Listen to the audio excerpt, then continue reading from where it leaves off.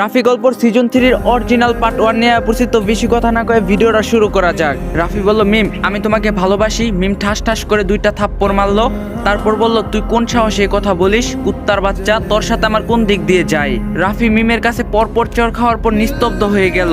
মিমের এমন আচরণ দেখে রাফি তার গালে হাত দিয়ে দাঁড়িয়ে থাকলো। তখন মিম আবারও বলে উঠলো, এজন্যই মানুষে বলে কাউকে বেশি মাথায় তুলতে নেই। তোর সাহস কি করে হয় আমাকে এসব কথা বলার? তখন রাফি বলল, কিন্তু আমি তো তোমাকে ভালোবাসি আর তুমিও তো আমাকে ভালোবাসো, তাই না? তখন মিম বলল, একেবারে চুপ থাকবি? কে বলছে তোর মতো একটা ছোট লোককে আমি ভালোবাসি? আর তুই কোন সাহসে বা আমার হবু স্বামীর গায়ে হাত তুলিস?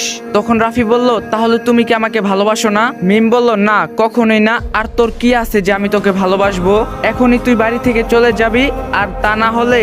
রাফি বলল, না হলে কি করবে? মিম বলল, কি করতে পারি তা তুই ভালো করে বুঝবি।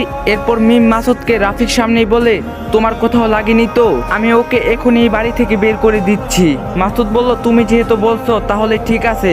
আর এই ছোট লোকের বাচ্চাকে তো আজ মেরেই ফেলবো। ওর এত বড় কলিজা কি করে হয় ও তোমার হাত ধরে? তখনই সেখানে মিমের বাবা মা আর মাসুদের বাবা মা চলে আসে। আর তখনই মাসুদের মা বলে ওঠে, এই ছেলে এখানে কি করে মিমের সাথে? আর এখানে এত চেঁচামেচি কেন? মিমের মা রাফিকে বলে, তোমাকে না এখান থেকে চলে যেতে বলছিলাম, আর তুমি এখানে কি করছো? মাসুদ বলল, কেন আবার এসেছে? ওর কত বড় সাহস জানো? ও মিমের হাত ধরে। এই কথা শুনে মিমের বাবা অনেক রেগে যায় আর রাফির শার্টের কলার ধরে বলে, তোকে তো অনেক ভালো মনে করছিলাম, আর তুই কিনা আমার মেয়ের সাথে এসব করিস? তোর এত বড় সাহস কি করে হয়? তখনই মাসুদ সবার সামনে এমন কথা বলে যা শুনে সবাই আকাশ থেকে পড়ে।